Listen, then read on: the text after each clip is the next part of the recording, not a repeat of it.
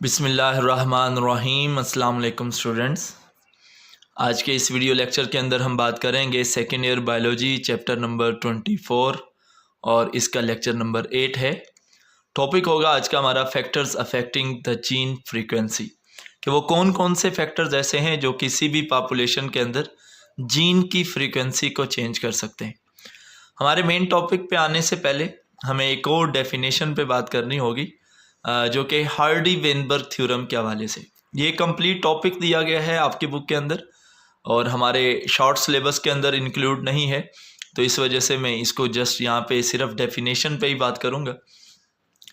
इस थ्योरम के मुताबिक the frequencies of alleles and genotype in a population gene pool remain constant, कि किसी भी पॉपुलेशन के जीन पूल में, जीन पूल कहते हैं total genetic makeup of a population, कि किसी भी पॉपुलेशन के अंदर जो टोटल नंबर ऑफ जीन्स हैं वो उसका जीन पूल कहलाता है। तो किसी भी पॉपुलेशन के जीन पूल के अंदर जीनोटाइप और अलील की जो फ्रीक्वेंसी है ये कांस्टेंट रहती है, ये चेंज नहीं होती ओवर जनरेशंस। चाहे जनरेशन चेंज होती रहें, नस्लें आगे बढ़ती रहें, लेकिन पॉपुलेशंस के जीन पूल में अलील की और जीनोटाइप की जो फ्रीक्वेंसी है वो कांस्टेंट रहती है। तब तक कांस्टेंट रहती है जब तक वो एजेंट्स अमल ना करें, वो फैक्टर्स असरअंदाज ना हो जो उनको चेंज कर दें। इसका मतलब ये हुआ कि कुछ फैक्टर्स ऐसे हैं जो कि अलील और जीनोटाइप की फ्रीक्वेंसी को पॉपुलेशन के अंदर चेंज कर सकते हैं। तो आज का जो हमारा टॉपिक होगा वो इन्हीं एजेंट्स पे बेस करेगा कि वो कौन कौन से फैक्टर्स हैं जो कि जीन की फ्रीक्वेंसी को चेंज कर सकते हैं। तो 5 तरह के फैक्टर्स ऐसे होते हैं नॉर्मली जो किसी भी पॉपुलेशन के जीन पूल के अंदर चेंजेस का बाइस बनते हैं। उनमें पहली म्यूटेशन है, माइग्रेशन है, genetic drift, non random mating और सिलेक्शन। ये 5 तरह के फैक्टर्स ऐसे हैं जो किसी भी पॉपुलेशन के अंदर जीन की जो फ्रीक्वेंसी है उसको चेंज करने का बाइस बनते हैं। अब हम बात करते हैं म्यूटेशन के हवाले से। ये जो पहला पॉइंट है इसकी डेफिनेशन मैंने यहाँ पे लिखी है, sudden change with in a genetic makeup of an individual caused by mutagenic agents. तो किसी भी इंडिविजुअल के जेनेटिक मेकअप में होने वाली वो अचानक तब्दीली जो किसी भी म्यूटाजेनिक एजेंट्स की वजह से हो, किसी भी म्यूटाजेन की वजह से हो, वो म्यूटाजेन केमिकल भी हो सकते हैं, वो म्यूटाजेन रेडिएशंस भी हो सकती हैं। तो उन केमिकल या रेडिएशंस की वजह से उस इंडिविजुअल के जेनेटिक मेकअप में वो जो सडन चेंज आएगी, हम इसको म्यूटेशन का नाम देते हैं।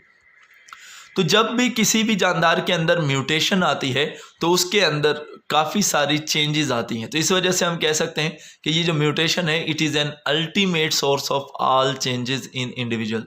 तो के इंडिविजुअल्स के करेक्टर्स में जो भी चेंजेस आती हैं वो इसी म्यूटेशन की वजह से आती हैं।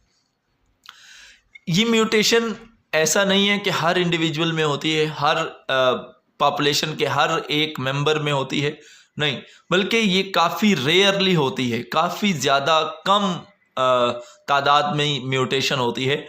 तो जिसकी वजह से म्यूटेशन जेनेटिक फ्रीक्वेंसी को या अलील की फ्रीक्वेंसी को चेंज तो कर सकती है, लेकिन बाकी फैक्टर्स के साथ मिलकर म्यूटेशन खुद से ही, यानी अकेली म्यूटेशन जो है वो किसी भी पॉपुलेशन के अंदर जो अलील की फ्रीक्वेंसी है वो उसको इतना चेंज नहीं कर सकती है, क्योंकि ये म्यूटेशन का जो रेट है ये काफ़ी स्लो है। म्यूटेशन जो है वो इंडिविजुअल्स के अंदर काफ़ी रेयरली अकर होती है। अगर ये म्यूटेशन ना हो तो किसी भी पॉपुलेशन के अंदर जो किसी भी जीन की फ्रीक्वेंसी है वो सेम रहती है। तो म्यूटेशन हो जाए तो जीन की फ्रीक्वेंसी के चेंज होने के चांसेस होते हैं। इसके बाद सेकंड फैक्टर की बात करते हैं, माइग्रेशन की। माइग्रेशन कहते हैं किसी भी जानदार का एक पॉपुलेशन से निकल कर उस पॉपुलेशन से बाहर चले जाना, या किसी बाहर मौजूद इंडिविजुअल का उस पॉपुलेशन के अंदर इंटर हो जाना। तो ये 2 तरह की होती है माइग्रेशन, एक को एमिग्रेशन कहते हैं, एक को इमिग्रेशन कहते हैं। एमिग्रेशन में क्या होता है कि पॉपुलेशन में से कुछ इंडिविजुअल जो हैं वो उस पॉपुलेशन को छोड़कर किसी और इलाके में चले जाते हैं, तो वो एमिग्रेशन कहलाता है। अगर कोई दूसरे बाहर से मौजूद जो इंडिविजुअल्स हैं वो शामिल हो जाए पॉपुलेशन के अंदर, तो इस प्रोसेस को इमिग्रेशन कहते हैं। तो जब भी कोई पॉपुलेशन के अंदर नंबर ऑफ इंडिविजुअल्स चेंज हो जाते हैं तो जीन की फ्रीक्वेंसी सेम नहीं रहती है। एग्जांपल दे देता हूँ।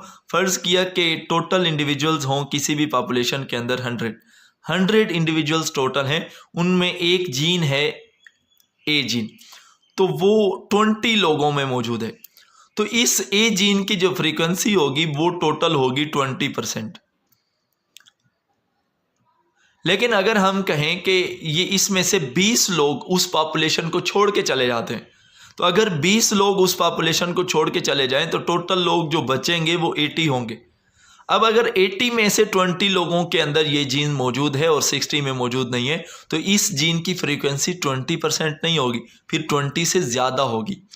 इसका मतलब ये हुआ कि जब भी कुछ इंडिविजुअल उस पॉपुलेशन को छोड़ के चले जाएं या उस पॉपुलेशन के अंदर कुछ इंडिविजुअल और ज़्यादा हो जाए, यानी 20 हो सकता है इस पॉपुलेशन के अंदर इंक्लूड हो जाए, तो जब भी उस पॉपुलेशन के इंडिविजुअल्स की जो माइग्रेशन होती है, चाहे वो पॉपुलेशन के अंदर शामिल होने वाली माइग्रेशन हो, चाहे वो पॉपुलेशन को लीव करने की माइग्रेशन हो, तो उस जीन के जो जीन की फ्रीक्वेंसी है वो सेम नहीं रहती है, वो चेंज हो जाती।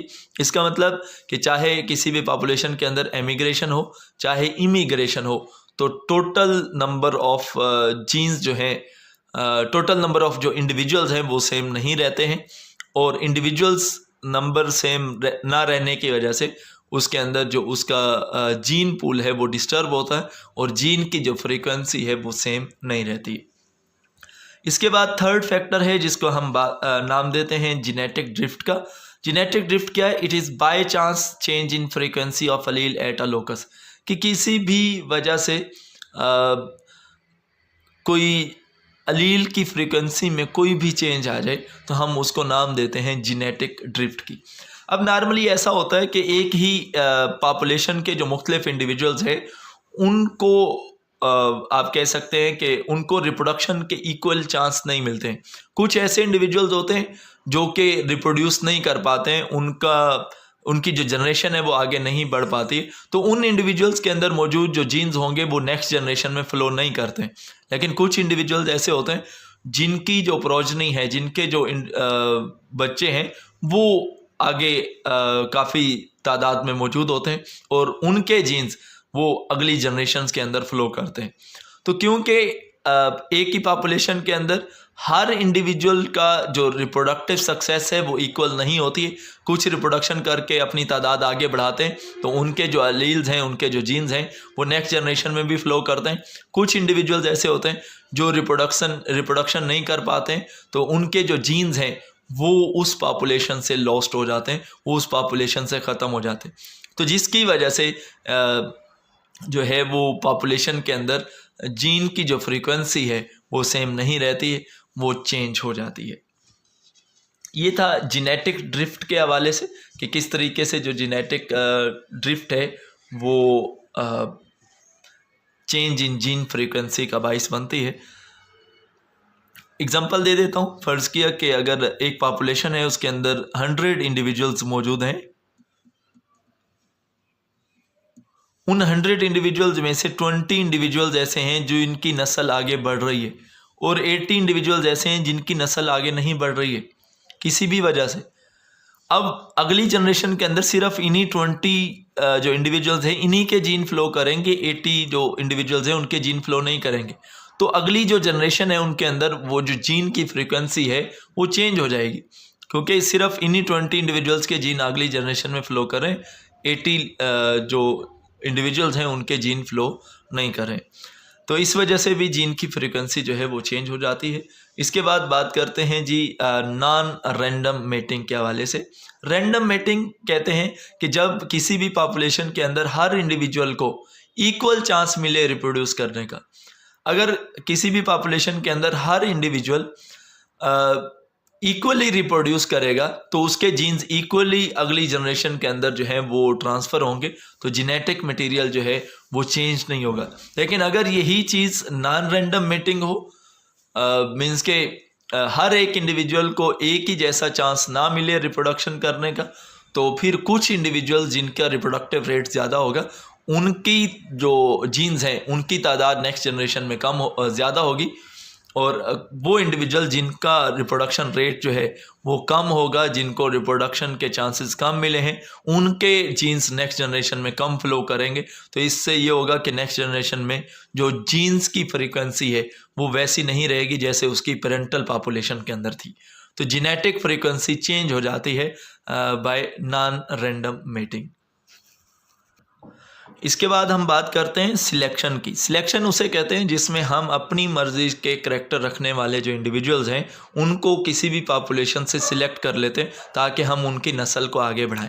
तो ये जो कंप्लीट प्रोसेस है उसको हम सिलेक्शन कहते हैं। ये दो तरह की होती है। अगर कोई ब्रीडर खुद से सिलेक्ट करेगा उसको आर्टिफिशियल सिलेक्शन कहते हैं। अगर इन्वायरमेंट सिलेक्ट करेगा कि कौन से जानदार को ज़िंदा रहना है और कौन से जानदार ने सर्वाइव करना है और कौन से जानदार ने सर्वाइव नहीं करना है, तो ये नेचुरल सिलेक्शन कहलाती है। तो जब आप किसी भी पॉपुलेशन के अंदर कुछ जो इंडिविजुअल्स हैं उनको चुन लें, उनको सिलेक्ट कर लें ताकि उनकी ब्रीडिंग करके आप उसकी पॉपुलेशन को इंक्रीज़ कराएं और बाकियों की पॉपुलेशन को इंक्रीज़ ना कराएं, बाकियों को रिप्रोडक्शन ना करने दें, तो इस तरह की जो सिलेक्शन है वो भी जीन फ्रीक्वेंसी के अंदर चेंज लाने का बाइस बनती है। जैसे आप लोगों ने देखा होगा कि बहुत सारी नस्ल की गाय मौजूद हैं जिनमें जो ब्रीडर हैं वो उस गाय को, उस काऊ को सिलेक्ट करते हैं जिनमें मीट की प्रोडक्शन भी और मिल्क की प्रोडक्शन भी ज़्यादा हो। तो वो जो ब्रीडर्स हैं उनकी ख्वाहिश होती है, उनकी ये कोशिश होती है कि ये उन्हीं एनिमल्स को आगे रिप्रोड्यूस कराएं, उसी की नस्ल को आगे बढ़ाएं जिनके अंदर मीट की और मिल्क की जो प्रोडक्शन है वो ज़्यादा हो, और बाकी जो टाइप हैं, बाकी जो कैटेगरीज़ हैं काऊ की, उनके रिप्रोडक्शन को जो है वो सप्रेस किया जाता है, उनकी रिप्रोडक्शन को कम कराया जाता है ताकि उन जैसी जो गायें हैं वो आगे पैदा ना हो। तो जब हम किसी भी पॉपुलेशन के अंदर कुछ इंडिविजुअल्स को चुन लेते हैं कि इनकी तादाद को आगे बढ़ाना है, बाकियों की तादाद को आगे नहीं बढ़ाना है, तो नेक्स्ट जनरेशन में जाके जो पॉपुलेशन के अंदर जीन की फ्रीक्वेंसी है वो टोटली चेंज हो जाती है।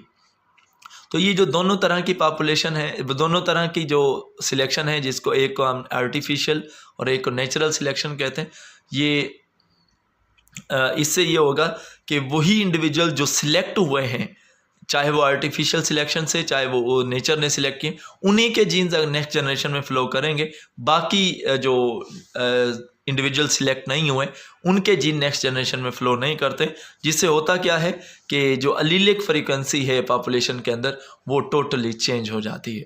तो ये 5 टाइप ऑफ फैक्टर्स ऐसे थे जो किसी भी पॉपुलेशन के अंदर जीन की फ्रीक्वेंसी को चेंज कर सकते हैं। उम्मीद है आप लोगों को इन फैक्टर्स की समझ आई होगी। अगर आप लोगों का कोई भी क्वेश्चन है इस टॉपिक के हवाले से तो आप पूछ सकते हैं।